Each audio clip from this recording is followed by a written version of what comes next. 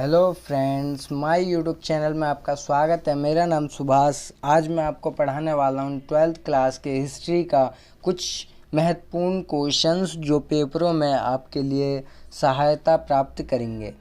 तो ये important question, बहुत ही इम्पोर्टेंट क्वेश्चन है, पेपरों में आ सकते हैं ये और शायद आएंगे भी। तो स्टार्ट करते हैं। यह चैप्टर है विद्रोह और राज का। कौन से चैप्टर के क्वेश्चन है? विद्रोह और राज के क्वेश्चंस हैं। सबसे पहला क्वेश्चन यह है कि अंग्रेज़ों ने जब 1857 का विद्रोह हुआ था तो अंग्रेज़ों ने उस विद्रोह को रोकने के लिए क्या किया, विद्रोह को कैसे रोका, वर्णन कीजिए। उत्तर इसका यह है, उत्तर यह है अंग्रेज़ों ने विद्रोहियों का दमन करने के लिए कई तरीके अपनाए। अंग्रेज़ों ने क्या करा? कई सारे तरीके अपनाए, कई नीतियां अपनाई। पहला तरीका या नीति यह थी कि अंग्रेज़ों ने कई कानून पारित कर दिए। क्या पारित कर दिए दोस्तों? कानून, बहुत सारे कानून पारित कर दिए। पूरे उत्तर भारत में मार्शल लॉ लगा दिया गया। क्या लगा दिया गया दोस्तों? पूरे उत्तर भारत में मार्शल लॉ लगा दिया गया इतने एरिया में, क्योंकि ज़्यादातर विद्रोह कहाँ हो रहा था? दिल्ली में, कानपुर, यूपी, इन जगह पे विद्रोह हो रहा था। तो पूरे उत्तर भारत में मार्शल लॉ लगा दिया गया। मार्शल लॉ क्या होता है? जिसमें एक जगह इकट्ठा ज़्यादा जने दिखें तो उन्हें सज़ा दी जाएगी, कैद कर लिया जाएगा, वही होता है मार्शल लॉ। पूरे उत्तर भारत में मार्शल लॉ लगा दिया। फौजी अफसर और कुछ आम अंग्रेज़ों को सज़ा देने के लिए, विद्रोहियों को सज़ा देने के लिए अधिकार दे दिए गए। क्या दे दिए गए दोस्तों? अधिकार दे दिए गए। दूसरा क्या किया उन्होंने? दूसरा तरीका क्या अपनाया? ब्रिटेन से सेना मंगाई। दूसरा तरीका क्या अपनाया? ब्रिटेन से सैन्य टुकड़ियों की सहायता ली। क्यों ली? दिल्ली पर दोबारा कब्जा करने के लिए। दोबारा कब्जा करने के लिए अंग्रेज़ों ने क्या कर दिया? दो तरफा हमला कर दिया। क्या कर दिया? दो तरफा हमला। इन्होंने ब्रिटेन से सेना क्यों मंगवाई? क्योंकि दिल्ली की सेना तो विद्रोह कर रही थी, इसलिए इन्होंने ब्रिटेन से सेना मंगवाई और दो तरफा हमला बोल दिया दिल्ली पर। तीसरा तरीका क्या अपनाया?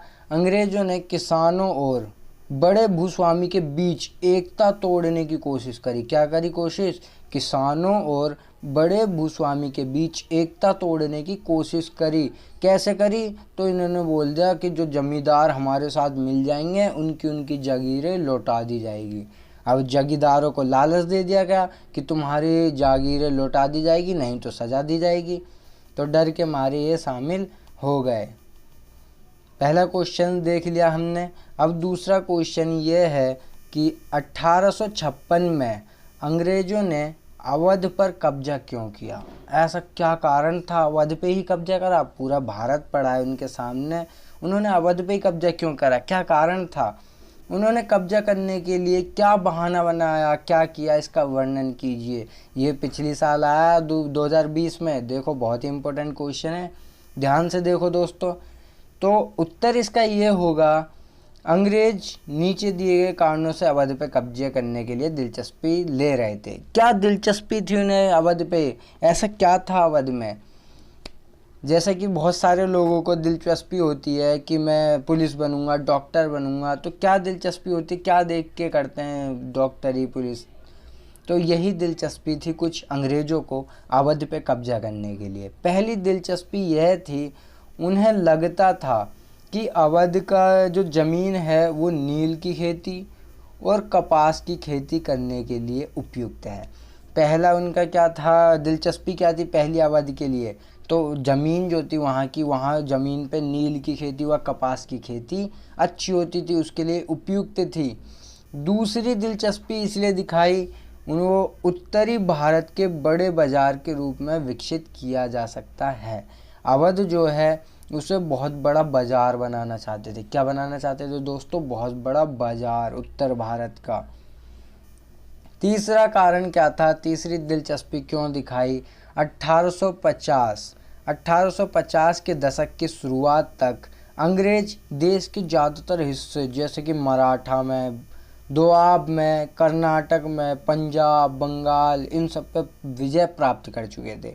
वो चाहते थे धीरे धीरे पूरे भारत में हमारा कब्जा हो, इसीलिए उन्होंने 1850 के दशक में कई क्षेत्रों पर तो कब्जा कर लिया। अब उन्होंने अवध देखा कि अवध सही है, नील के लिए अच्छी है, कपास के लिए अच्छी है, हम बड़ा बाज़ार बनाएंगे, इसीलिए उन्होंने उस पर भी कब्जा करने की सोची। चौथा कारण क्या था? 1856 में अवध के अधिग्रहण के साथ क्षेत्रीय विस्तार की प्रक्रिया पूरी हो जाने वाली थी। मतलब उन्होंने एक प्रक्रिया अपनाई थी कि हम अपने क्षेत्र का विस्तार करेंगे। तो जब अवध पे कब्जा हो गया तो उनकी ये प्रक्रिया पूरी होने वाली थी।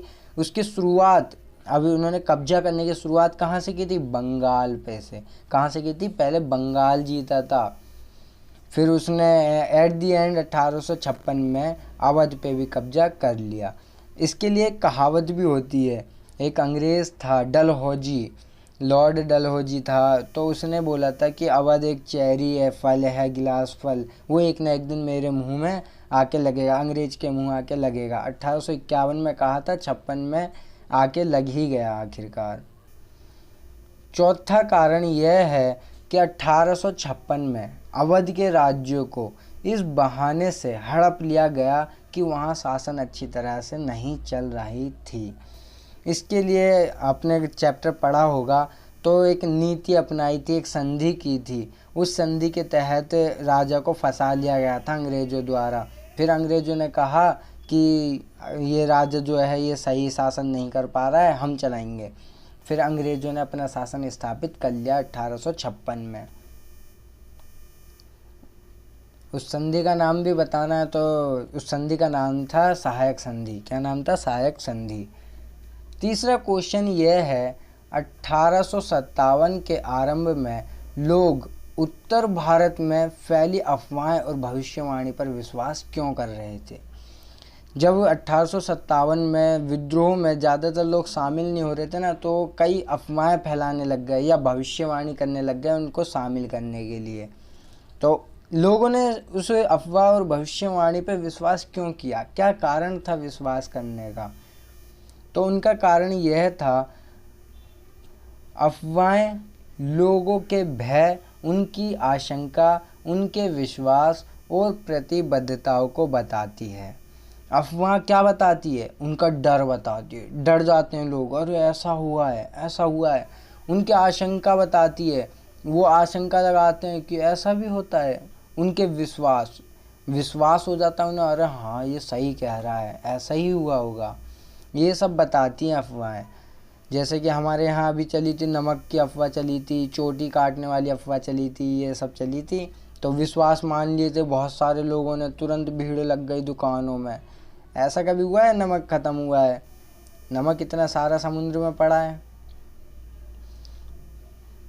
बताते थे जो उन पर विश्वास करते थे। अफवाहें तभी फैलती हैं जब उनमें लोगों के जहन में गहरे दबे डर और संदेह की अनुगूंज सुनाई देती है।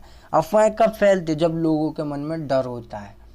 डर होता है, जब बीच में अफवाह फैली थी कि लड़ाई हुई है, तो लोगों के बीच में डर आ गया था और वो अफवाहों को सच मान बैठे, हाँ ऐसा हुआ होगा। इन अफवाहों को अगर हमें ढंग से देखना है, अफवाहों के बारे में जानना है, तो सबसे पहले हमें 1820 के दशक में देखना होगा अंग्रेज़ों को।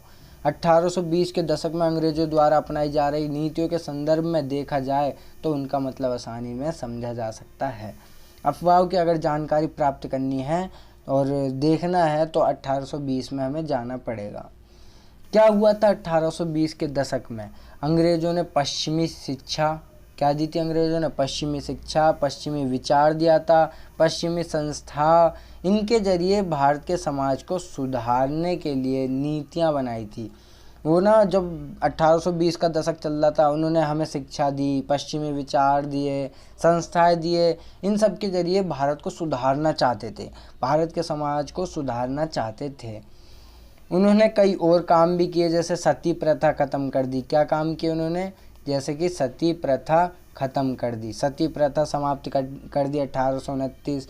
और जो महिला विधवा हो जाती थी उसे दोबारा शादी करने के लिए कानून बना दिए गए। पहले समाज में उन्हें दोबारा शादी करने के लिए कानून नहीं थे, और उनको एक प्रथा झेलनी पड़ती थी, उसमें उसे होता है सती प्रथा। उसमें महिला का अगर पति मर जाए तो उसी के साथ उसे सती होकर के मरना पड़ता था, दफन होना पड़ता था, ये था। तो अंग्रेज लोग आए, सती प्रथा समाप्त कर दी, विधवा विवाह को वेद बता दिया कि ये विधि के अनुसार है कि विधवा विवाह कर सकती है।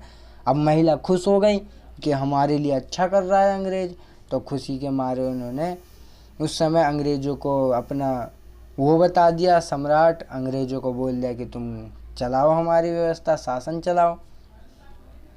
दूसरा, अंग्रेज़ों ने कब्जे में लिए गए इलाके अपने ढंग के शासन व्यवस्था, जो जो अंग्रेज़ों के कब्जे में आ गया था वहाँ पे अंग्रेज़ों ने अपनी मनपसंद की शासन व्यवस्था चलाई, अपने कानून स्थापित किए। क्या स्थापित किए? कानून स्थापित किए।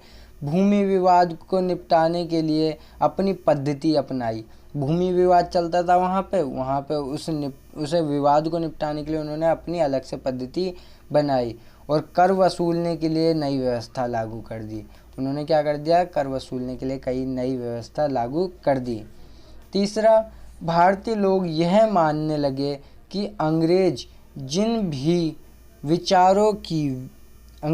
भी चीज़ों की वह कद्र करते थे या पवित्र मानते थे, उन्हें ख़त्म करके एक ऐसी व्यवस्था लागू करने जा रही है जो हृदयहीन, पराई और दमनकारी थी। भारत के लोगों को ये लगता था कि जो हम पसंद करते हैं, जिसे हम पवित्र मानते हैं, अंग्रेज उन्हें ख़त्म कर देगी और एक ऐसी व्यवस्था ले आएगी जो हृदयहीन हो, दिल को ठेस पहुंचाने वाली हो, दमनकारी हो। ऐसे अनिश्चितता की स्थिति में अफवाहें तेज़ी से फैलने लगी। अब जब उन्होंने देखा कि ये सब हो जाएगा, अंग्रेज विद्रोहीहीन हो जाएंगे, दमनकारी हो जाएंगे, मारपीट पे आ जाएंगे, तो जो अफवाह फैल रही थी उसे वो सच मान बैठे। और 1857 के विद्रोह के दौरान लोग इन अफवाहों पर विश्वास करने लगे। अगला क्वेश्चन चौथा है, क्वेश्चन नंबर चौथा। 1857 के विद्रोह में अंग्रेजों के खिलाफ खड़े हुए भारतीय नेतृत्व के रूप में चुने हुए उदाहरणों की सहायता से जांच करें। अब ये क्वेश्चन ये पूछ रहा है, जब विद्रोह हो रहा था तो जो सेना थी उन्हें एक प्रतिनिधित्व की ज़रूरत थी, उन्हें सहायता प्राप्त करनी थी एक प्रतिनिधित्व की, जो उनका विद्रोह संभाले, विद्रोह की बागडोर संभाले, उसका प्रतिनिधित्व करना चाहती थी। तो कौन कौन थे ऐसे प्रतिनिधित्व, कौन कौन ऐसे चेहरे थे जो प्रतिनिधित्व या बागडोर संभाल रहे थे विद्रोह की? जनता के दबाव के कारण, या तो उन्होंने जनता ने दबाव दिया कि भैया शामिल हो जाओ, हम क्या कर लेंगे अंग्रेज़ों से, जनता ने दबाव दिया, या अंग्रेज़ों के विरुद्ध लड़ने के लिए उनमें जुनून था। कईयों के तो जुनून था और अंग्रेज हमारी धरती पर आके बसे हैं, हम उन्हें भगाएंगे ज़रूर एक ना एक दिन। इसीलिए दो कारण थे बागडोर संभालने के बड़े बड़े नेताओं के, या तो जनता के दबाव में आके संभाले, या तो उनको जुनून था कि अंग्रेज़ों को भगाना है तो भगाना है। तो पहला क्या था? सिपाहियों के दबाव के कारण कई सिपाहियों ने दबाव दिया। जब 1857 में 10 मई को स्टार्ट हुआ था विद्रोह, विगुल बजाया था उन्होंने, तो उन्होंने 11 मई के तड़के सुबह उठते ही एक सेना का जत्था उठा और सुबह सुबह पहुंच गया बहादुर शाह जफर द्वितीय के पास। उनको बोला कि हमारा बागडोर संभालो, हमने ऐसे ऐसे करके विद्रोह कर दिया अंग्रेज़ों के खिलाफ, कृपया करके आप हमारी बागडोर संभालो। तो बहादुर शाह जफर द्वितीय ने इनकार तो कर दिया, लेकिन बोला कि मैं नाम मात्र का नेता बनूंगा। ज़्यादा सहमत नहीं हुआ। उन्होंने बोला कि मेरा ज़्यादा नाम मत लेना, बस मैं सहायता तो दे दूंगा लेकिन नाम मात्र की। दूसरा कौन था? दूसरी थी झांसी की रानी माँ लक्ष्मीबाई। कौन थी दूसरी? झांसी में रानी लक्ष्मीबाई। उन्होंने अपनी रियासत पर अंग्रेज़ों द्वारा कब्जा कर लिए जाने के विरोध में बगावत का नेतृत्व किया। उनकी जो रियासत थी अंग्रेज़ों ने कब्जा कर ली थी। अब उन्हें बुरा लगेगा, जुनून आ जाएगा कि अंग्रेज़ों को भगाऊंगा, अपनी रियासत से भगा लूँगी। तो रानी लक्ष्मीबाई भी मिल गई झांसी से इस विद्रोह में। तीसरा, अवध में जब कब्जा कर लिया था, अवध के राजा कौन थे? अवध के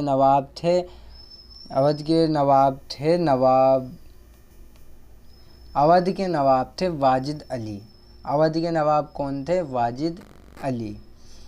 जब वाजिद अली को गद्दी पे से हटा दिया, नवाब का विस्थापन कर दिया, उन्हें हटा दिया गद्दी पे से, कहीं और बैठा दिया और उसका अधिग्रहण कर लिया, उसके गद्दी पे कब्जा कर लिया, उसके खिलाफ लोगों में आक्रोश था, गुस्सा था लोगों में।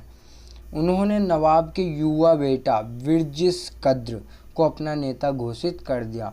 अवध की ओर से कौन आया था? अपने पिता के बदला लेने के लिए उसका बेटा था, युवा बेटा था विरजिस। कौन था? विरजिस, वो आया। क्वेश्चन 4 देख लिए। अब क्वेश्चन नंबर 5 देखेंगे। क्या देखेंगे? Question number 5। अवध में 1857 में अवध के अधिग्रहण के लिए अंग्रेजों द्वारा अपनाई गई नीतियों का तर्कपूर्ण विश्लेषण कीजिए। जब 1857 में अवध के अधिग्रहण के लिए अंग्रेजों द्वारा, पहली बात तो 1857 में अवध पे कब्जा नहीं हुआ था, 56 में हुआ था। तो उसके लिए क्या क्या नीति अपनाई थी, कैसे कब्जा कर लिया उन्होंने? देखो, ऑल इंडिया में 2019 में भी आया हुआ है और दिल्ली में भी आया 2015 में। थोड़ा पुराना क्वेश्चन है, इतना इम्पोर्टेंट नहीं है लेकिन इम्पोर्टेंट है। तो अंग्रेजों ने क्या क्या नीति अपनाई? पहली नीति ये थी, 1801 में अवध पे एक संधि थोपी गई। क्या थोपी गई? एक संधि। उस संधि का नाम है सहायक संधि। उस संधि का नाम क्या है दोस्तों? सहायक संधि। इस संधि की कुछ शर्तें लागू कर दी उन्होंने, कुछ शर्त बताई कि ये संधि है और इसकी ये शर्त है। नवाब को पहली शर्त क्या थी? नवाब को अपनी सेना भंग करनी होगी, अपनी सेना हटा देनी होगी, जो सेना होगी वो सिर्फ अंग्रेज की होगी, और अपनी रियासत में अंग्रेज टुकड़ियों की तैनाती की अनुमति देनी पड़ी। नवाब को पहले अपनी सेना हटानी पड़ी और अपनी रियासत में, जो इनकी रियासत होती थी, उसमें अंग्रेज की सैनिक के टुकड़ियों को तैनाती की अनुमति देनी पड़ी। नवाब को दरबार में मौजूद ब्रिटिश रेजिडेंट की सलाह पर काम करना पड़ता है। तीसरी उनकी ये नीति थी, या ये संधि में यह बात थी कि नवाब जो होगा उसके दरबार में जो भी काम होगा सबसे पहले सलाह लेगा अंग्रेज़ों से, ब्रिटिश रेजिडेंट से। किससे सलाह लेगा? ब्रिटिश रेजिडेंट से। दूसरी बात यह थी, अपनी सैन्य ताकत से वंचित हो जाने के बाद, अब जब नवाब की सेना ही नहीं रही तो अपनी सेना से वो वंचित हो जाएंगे। उसके बाद नवाब अपनी रियासत में कानून व्यवस्था बनाए रखने के लिए अंग्रेज़ों पर निर्भर हो गए। अब वो डिपेंड हो गए अंग्रेज़ों पे। किस पे डिपेंड हो गए? अंग्रेज़ों पे। क्योंकि तीसरी संधि में क्या था कि जो भी काम करेगा सलाह लेनी पड़ेगी। अब जो भी वो नया काम करेगा तो सलाह अंग्रेज़ से लेगा, डिपेंड होने लग गया। तो अब जब उन पर डिपेंड होने लग गया, लोग सोचेंगे अरे ये हर काम तो उससे पूछ के कर रहा है, ये राजा क्या बनेगा। तीसरा, विद्रोही मुखियाओं और तालुकदारों पर उसका कोई नियंत्रण नहीं था।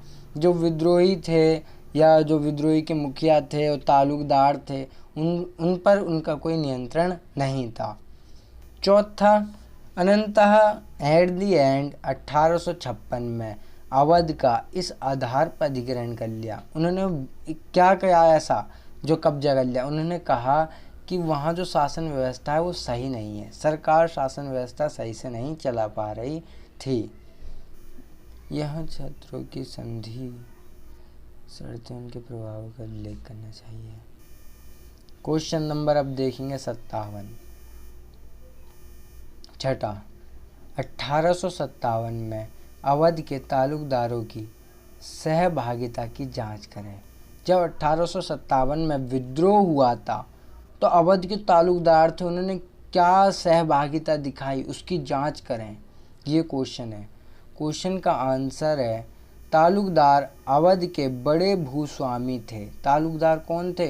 अवध के बड़े बड़े अमीर अमीर लोग जिन पर बहुत संपत्ति थी, भूस्वामी थे। अवध के अधिग्रहण के साथ ही जब अवध पे कब्जा कर लिया तो न केवल नवाब को हटाया बल्कि वहाँ के तालुकदार को भी बेदखल कर दिया गया। क्या कर दिया गया दोस्तों? तालुकदार को भी बेदखल कर दिया गया। पहला, अवध के समूचे देहात में तालुकदारों को जागीरों और किले बिखरे हुए थे। अवध के जो तालुकदार थे उनकी जागीरें बिखरी हुई थी, एक जगह स्थापित नहीं थी, कहीं यहाँ कहीं वहाँ कहीं वहाँ। उनके किले भी एक जगह नहीं थे, बिखरे हुए थे, कभी यहाँ है कुछ किला, यहाँ है कुछ किला, यहाँ है। ये लोग पीढ़ियों से अपने इलाके में ज़मीन और सत्ता पर नियंत्रण रखते आए हैं, पीढ़ी दर पीढ़ी ये ज़मीन पे कब्जा करके आए हुए हैं तालुकदार जो हैं। एक मुश्त बंदोबस्त, अंग्रेजी ने अब एक कानून लाई थी। क्या कानून थी? एक मुश्त बंदोबस्त। उस कानून का नाम था एक मुश्त बंदोबस्त। ये ब्रिटिश राजस्व नीति थी। ये क्या थी? नीति। इसमें क्या कहा गया था? जहाँ कहीं भी संभव हुआ तालुकदार को उनकी ज़मीनों से बेदखल किया जाने लगा। ये एक नीति थी, एक मस्त बंदोबस्त, एक मुश्त बंदोबस्त। इसके तहत बेदखल कर दिया गया ज़मीनों से तालुकदारों को। तालुकदारों को बेदखल करने से पूरी सामाजिक व्यवस्था भंग हो गई। अब उनकी पूरी व्यवस्था भंग हो गई जैसी बेदखल हुए।